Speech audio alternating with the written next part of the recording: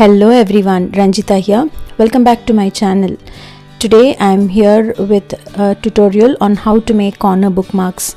These bookmarks are very easy to make. It will hardly take 5 minutes and within no time you can make a bunch of them. Let's see how to make them. So this is how the bookmark looks. I've drawn a mandala over it just to make it look more nice.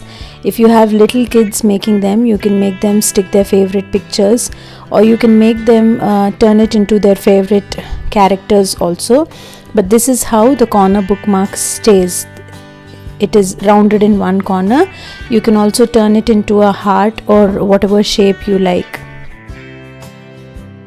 I will be showing you the basic way how to make it. As you can see here, I am just measuring how big I want my corner bookmark to be. So here in my example, it is around 3.5 inches. You can make it as big or as small as you want, but I think for this book size, 3.5 inches bookmark would go well, and it doesn't cover the entire book and looks beautiful with this size itself. So as you can see, I'm just measuring it from one corner. That is, I'm just measuring how long I want the bookmark to be. It can vary around 2 inches to 4 inches. You can make it as small or as big as you want. Once you've taken this measurement, that is all you need. I'm taking a rough piece of paper. This is plain printer paper. If you make a template like this, it is enough. You can make as many as you want by just using this template, or you can make each bookmark of a different size. So since my measurement was 3.5 inches, I am marking 3.5 and 7 inches, that is double of 3.5 inches on both sides. I am making a marking at 3.5 inches and 7 inches. In case if your bookmark measures 4 inches, then you will make a marking at 4 inches and 8 inches. So you will need a square of that size which you have measured. Now I am connecting these markings. I am connecting both the 3.5 inches marks together, and then I am connecting the 7-inch mark also. I hope you can understand by looking at the video. This is how you have to connect it. You will have 3 squares, each of side 3.5 inches. This is your template, and this is all you need to do to make your corner bookmark. I am marking it with a marker pen and showing it to you. So this is the shape of the template that you require to make your corner bookmarks.